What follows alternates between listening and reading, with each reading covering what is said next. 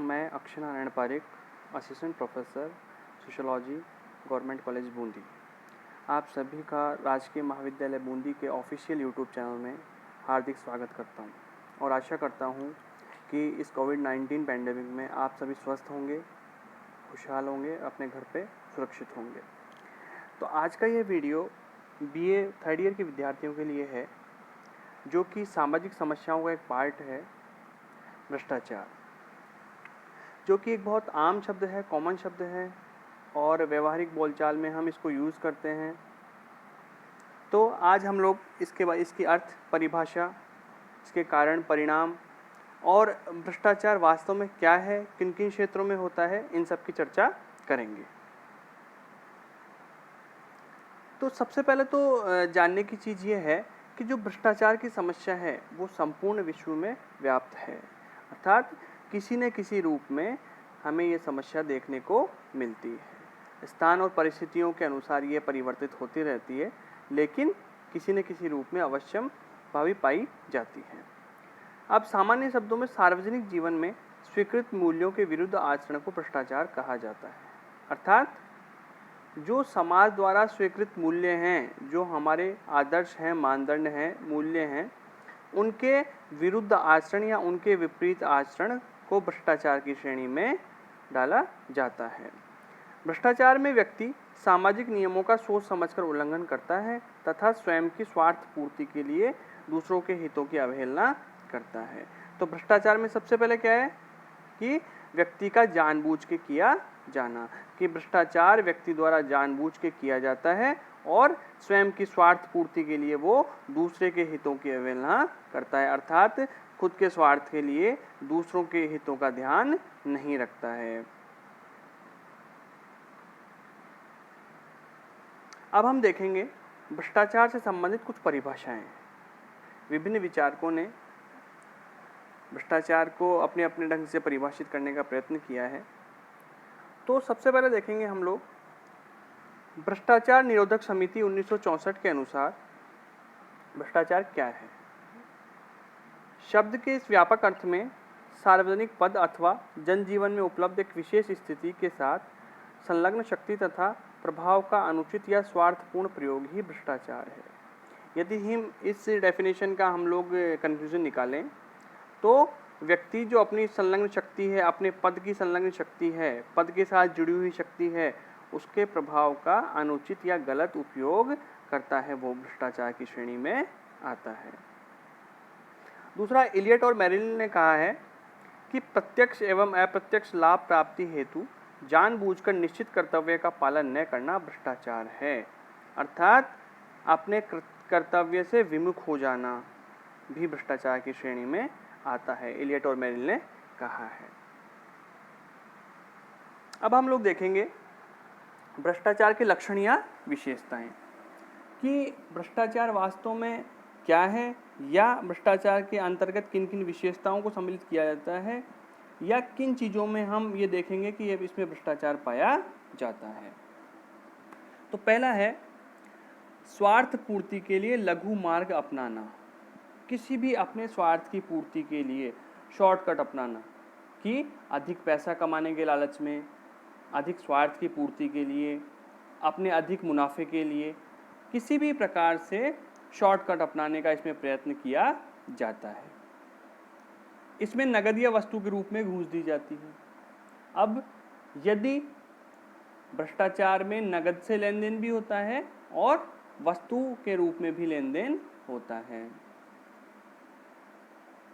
एक कॉमन या व्यवहारिक रूप में हम समझे तो देखेंगे कि यदि किसी सरकारी कार्यालय में या दफ्तर में हम जाते हैं और वहाँ जाने पे हम ये कहते हैं कि किसी काम की पूर्ति के लिए हम आपको ये वस्तु देंगे या गिफ्ट स्वरूप देंगे या उपहार स्वरूप देंगे, तो वो भ्रष्टाचार की श्रेणी में आता है। इसमें अयोग्य के प्रति पक्षपात तथा योग्य के प्रति अन्याय होता है। इसमें क्या होता है, अयोग्य व्यक्ति है उसके प्रति पक्षपात होता है, योग्य के प्रति अन्याय होता है। भ्रष्टाचार में पैसा उद्देश्य भी है और साधन भी है। अब भ्रष्टाचार में पैसा कमाना उद्देश्य की श्रेणी में भी आता है और पैसे के द्वारा ही भ्रष्टाचार किया भी जाता है, अर्थात यह उद्देश्य भी है और साधन भी है। इसमें कर्तव्य का उल्लंघन जानबूझकर किया जाता है कि भ्रष्टाचार करने वाले व्यक्ति को यह पता होता है कि मैं भ्रष्टाचार कर रहा हूँ और ये कार्य भ्रष्टाचार की श्रेणी में आता है, उसके बावजूद उसके द्वारा ये कार्य किया जाता है। छठा है कानून या नियमों की अवहेलना करना, कि जो किसी भी कार्य को करने के लिए जो संबंधित कानून बनाए गए हैं, नियम बनाए गए हैं, उनकी अवहेलना करना या उनसे इतर जाकर कार्य करना भ्रष्टाचार की श्रेणी में आता है। अब हम लोग देखेंगे कि विभिन्न क्षेत्रों में भ्रष्टाचार होता है। तो वो कौन कौन से क्षेत्र हैं, वे कौन कौन से प्रमुख क्षेत्र हैं जहां भ्रष्टाचार पाया जाता है। पहला है राजनीतिक भ्रष्टाचार। राजनीतिक भ्रष्टाचार का आशय है जब भी राजनीतिक क्षेत्र में किसी भी कार्य को स्वार्थ पूर्ति के लिए नियमों के विरुद्ध जाकर किया जाता है तो वो राजनीतिक भ्रष्टाचार की श्रेणी में आता है। इसी प्रकार से विभिन्न क्षेत्र हैं कि पुलिस द्वारा भ्रष्टाचार किया जाता है, न्यायिक भ्रष्टाचार किया जाता है, शिक्षा व्यवस्था में भी भ्रष्टाचार है, श्रमिक संघों में भ्रष्टाचार है, धर्म में, दर्शन में, उद्योग में, अर्थात लगभग सभी क्षेत्रों में किसी न किसी रूप में भ्रष्टाचार व्याप्त होता है और धीरे धीरे भ्रष्टाचार ने अपनी जड़ें गहरी कर ली है। अब हम लोग देखेंगे भ्रष्टाचार की विधियां कि किन किन विधियों के द्वारा भ्रष्टाचार किया जाता है, अर्थात वे कौन सी विधियां हैं जो भ्रष्टाचार जिनके द्वारा किया जाता है। पहला है घूस या रिश्वत, कि किसी व्यक्ति से रिश्वत लेना अथवा रिश्वत देना।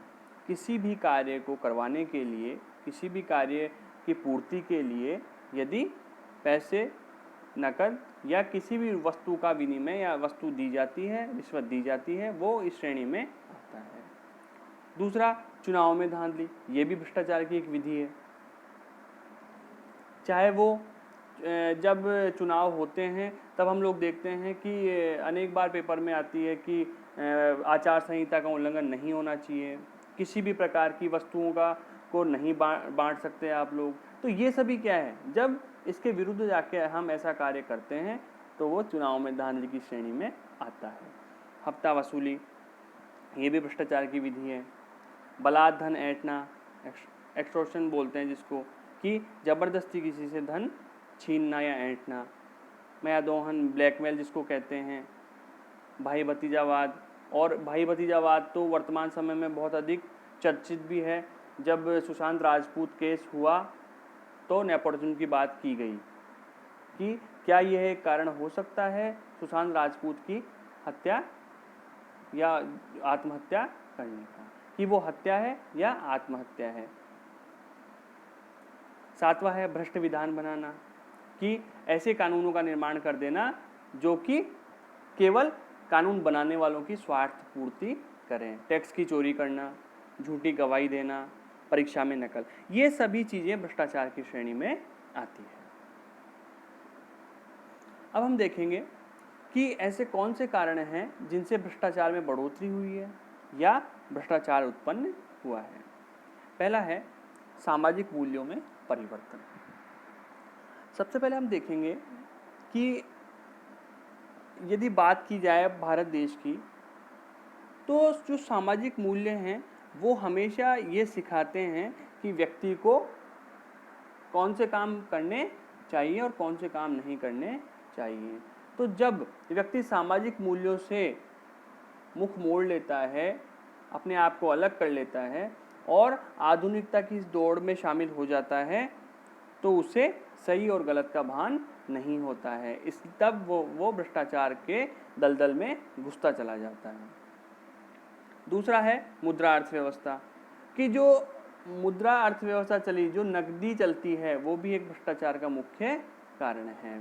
तीसरा है निर्धनता, व्यक्ति जब निर्धन होगा तो वो अनुचित साधनों से धन कमाने का प्रयत्न करने की कोशिश करेगा।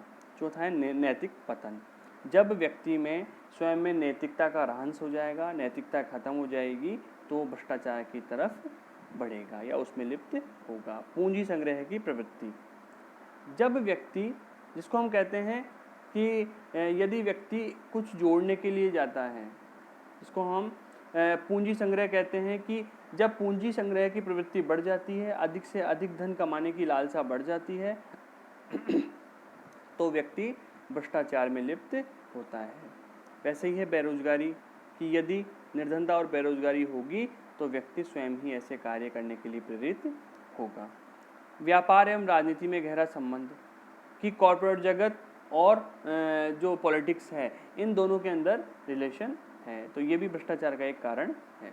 उच्चाधिकारियों का सहयोग, जब किसी भी दफ्तर में, किसी भी कार्यालय में या किसी भी स्थान पर उच्च अधिकारी इसमें सहयोग करेंगे तो स्वतः ही इसमें वृद्धि होगी। अपर्याप्त वेतन या वेतन की असंगतता, असमानता, कि यदि वेतन अपर्याप्त है तो व्यक्ति इस हेतु प्रेरित होगा कि वो धन कमाने के लिए भ्रष्टाचार एवं अनुचित साधनों का प्रयोग करेगा। अनेक प्रशासनिक कठिनाइयां हैं जिसकी वजह से कि किसी भी कार्य को करने के लिए यह आवश्यक हो जाता है कि वो भ्रष्टाचार करे। भ्रष्टाचार उन्मूलन की कारगर तरीकों का अभाव, कि जो भ्रष्टाचार उन्मूलन के जो कारगर तरीके हैं, जो जिससे भ्रष्टाचार दूर हो सकता है, उन तरीकों को प्रभावी रूप से सरकार को लागू करने की आवश्यकता है। ये सभी कारण हैं जिसकी वजह से भ्रष्टाचार में वृद्धि हुई है। अब देखेंगे कि भ्रष्टाचार के परिणाम क्या क्या हैं, कि भ्रष्टाचार के कारणों से क्या क्या उत्पन्न जो परिणाम होते हैं वो क्या क्या हैं। सबसे पहला है, देश में सामुदायिक हितों के स्थान पर व्यक्तिगत या स्थानीय हितों को महत्व दिया जाता है। जब व्यक्ति के व्यक्तिगत हित अधिक महत्वपूर्ण होंगे या उनको अधिक महत्व दिया जाएगा, सामुदायिक या सामूहिक हितों को महत्व कम दिया जाएगा, तो स्वतः ही भ्रष्टाचार का वो एक परिणाम होता है। लोगों में अक्षमता उत्पन्न हो जाती है। अब लोग किसी कार्य को करने के लिए जब भ्रष्टाचार या अनैतिक रूप से कार्य करने लगेंगे तो स्वतः ही उनमें अक्षमताएं या लोगों में कार्य करने की क्षमताओं में कमी आ जाएगी। तीसरा है, नियमहीनता और कानूनों की अवहेलना होती है। क्या परिणाम होता है इससे, जो कानून बनाए गए हैं उनकी और जो नियम बनाए गए हैं उनकी अवहेलना की जाती है। चौथा है, कीमतों में वृद्धि होती है, आर्थिक विकास में मंदी आती है। पांचवा है, लोगों में निराशा, तनाव एवं संघर्ष पैदा होता है। छठा है, राष्ट्रीय चरित्र एवं नैतिकता का पतन होता है। यदि हम कंक्लूजन में कहें तो भ्रष्टाचार के द्वारा जो सामुदायिक विकास या सामूहिक विकास है उसका मार्ग अवरुद्ध होता है, व्यक्तिगत निराशा, चिंता, तनाव उत्पन्न होता है, साथ ही जो राष्ट्रीय चरित्र और नैतिकता है उसका भी पतन होता है, अर्थात व्यक्ति में व्यक्तिगत रूप से नैतिकता का पतन हो जाता है। अब यदि इसका एक बोलें कि आज़ादी के एक दशक बाद से भारत में भ्रष्टाचार के दलदल में दशा नजर आने लगा था, कि जब 1947 के एक दशक बाद ही, लगभग एक दशक बाद ही भारत देश भ्रष्टाचार के दलदल में इस तरह फंस गया था कि 21 दिसंबर 1963 को संसद में जो बहस हुई उसमें डॉक्टर राम मनोहर लोहिया ने जो भाषण दिया वो आज के परिप्रेक्ष्य में भी बहुत प्रासंगिक है। उन्होंने कहा था कि सिंहासन और व्यापार के बीच संबंध भारत में जितना दूषित, भ्रष्ट और बेईमान हो गया है उतना दुनिया के इतिहास में कहीं नहीं हुआ है। ये उनके संसद में जो भाषण दिया था उसमें कहा गया था।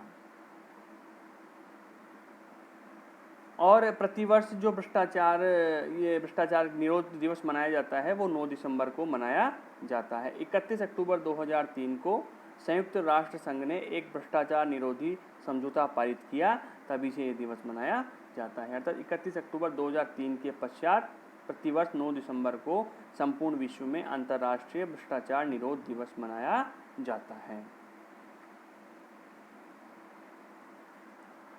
अब इन सब के बाद हम देखेंगे कि जो भ्रष्टाचार उन्मूलन के लिए है वो कौन कौन से प्रयत्न किए जाने चाहिए, या ऐसे कौन से प्रयत्न हैं जिससे भ्रष्टाचार में कमी आएगी।